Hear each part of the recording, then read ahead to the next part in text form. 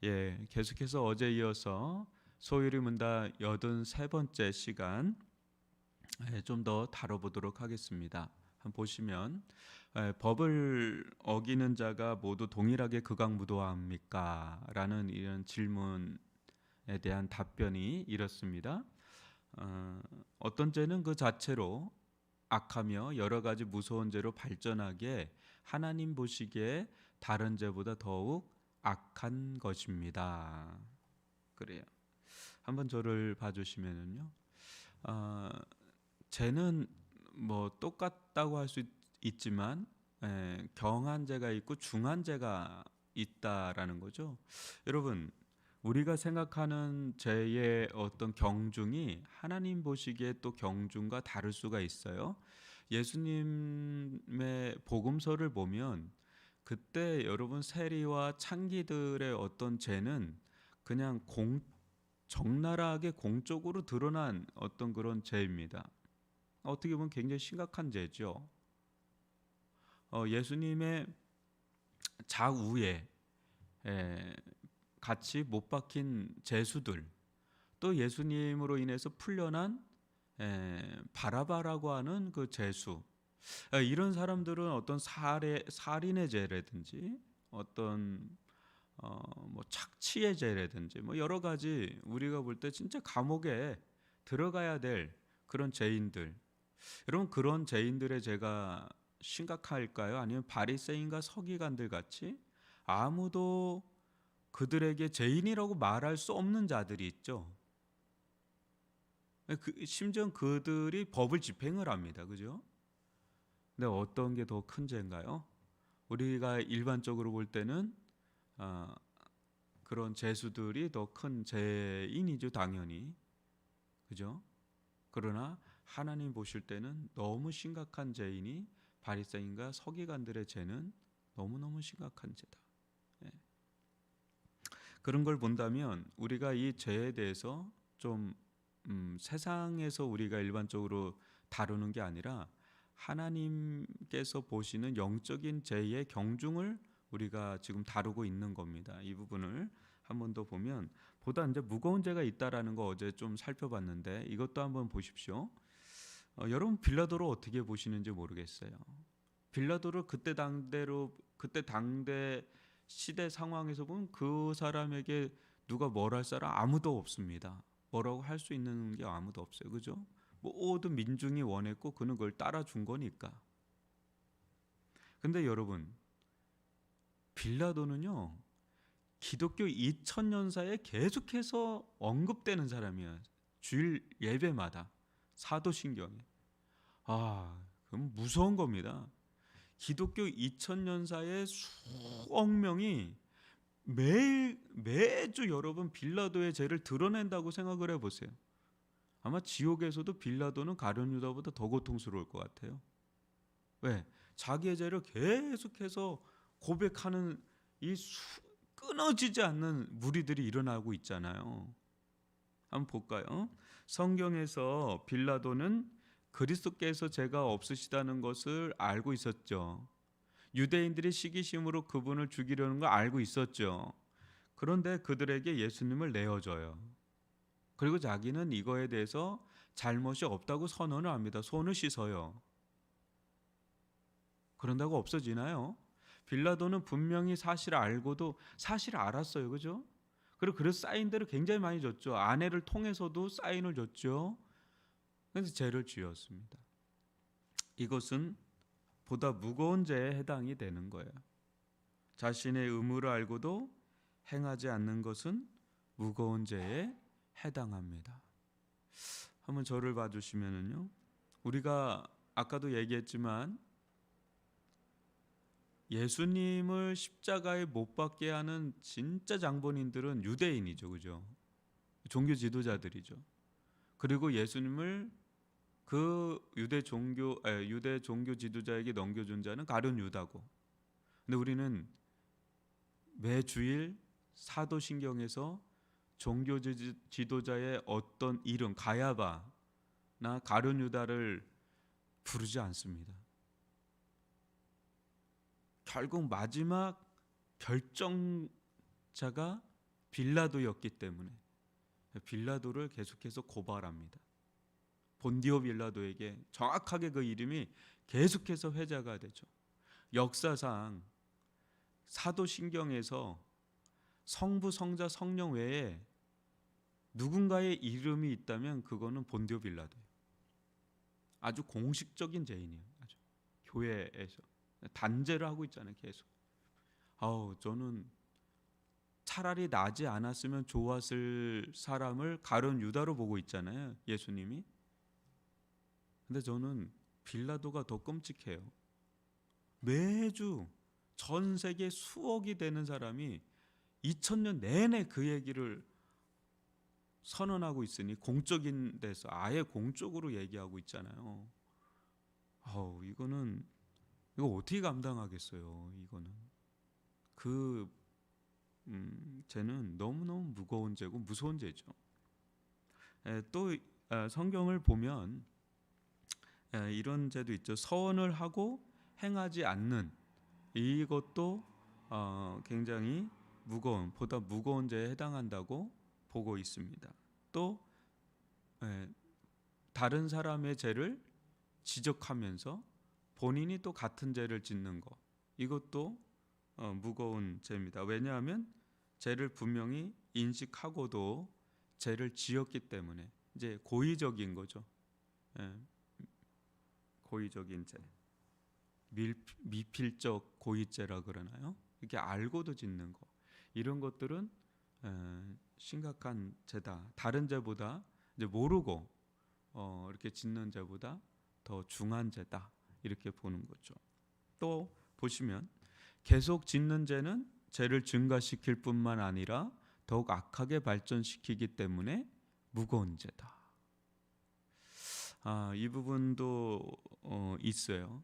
우리가 한번 저를 봐주시면요, 계속 어떤 죄를 반복해서 짓는 거, 이것은 어떻게 보면 중독이라고 할 수가 있죠. 요즘 말로 하면 중독이고, 이 죄는 이제 끊어지지 않는 죄의 고리가 돼버리는 거죠.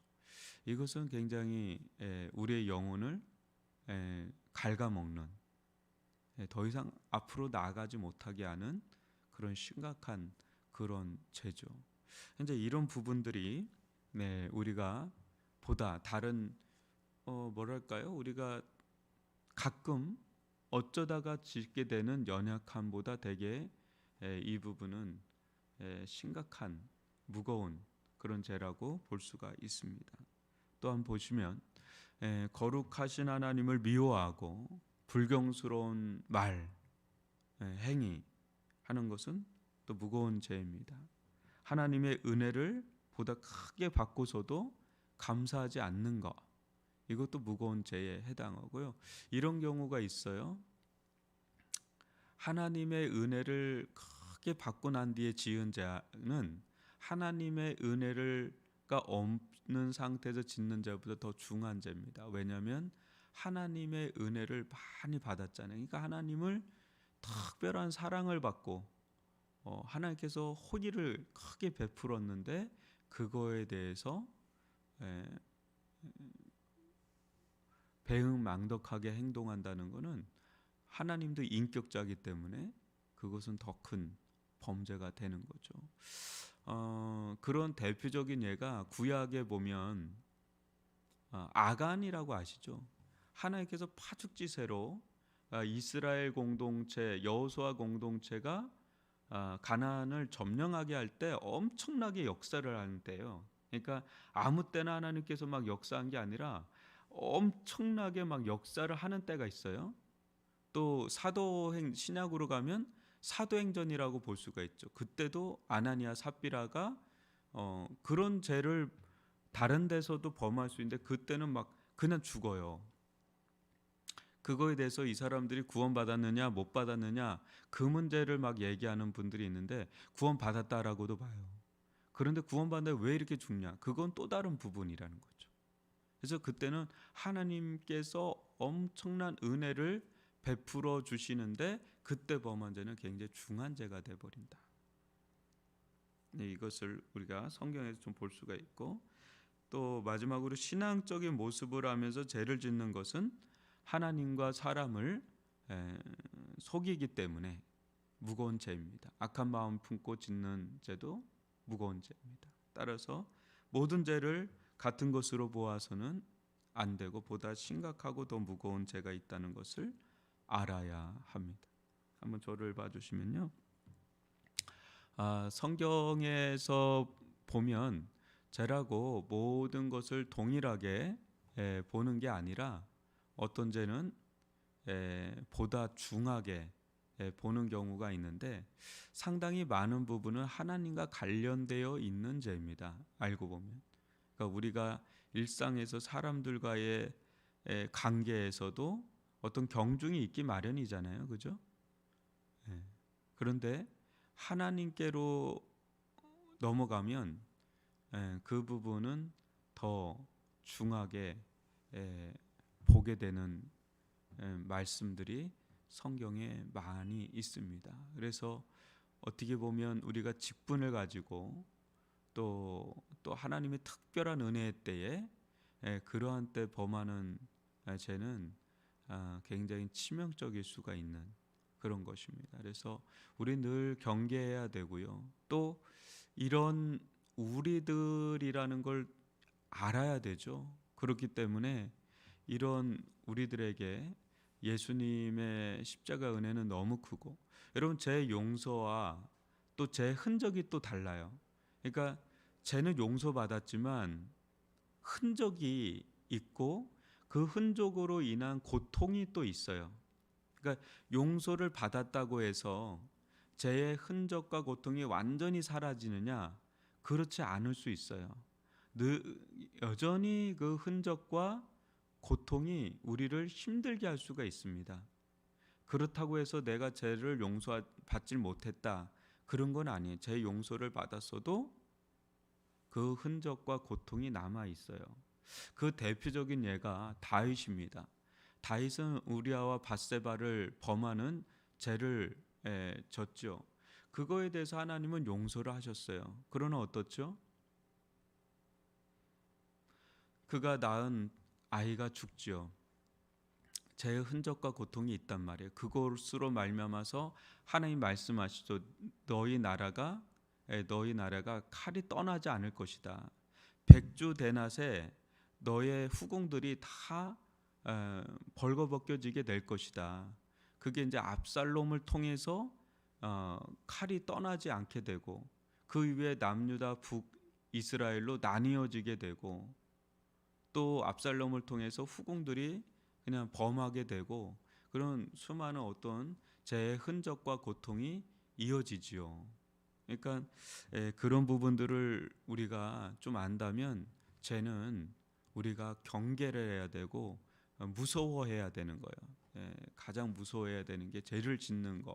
이걸 가장 무서워해야 됩니다. 그래서 오늘 하루도 여러분 주님 은혜 안에서 거룩하게 살아갈 수 있는 힘을 달라고, 용기를 달라고, 은혜를 베풀어 달라고 그렇게 기도하는 저와 여러분이 될 수 있기를 바라고, 한 번 짓는 죄는 어떻게 보면 어렵지 않을 수도 있어요.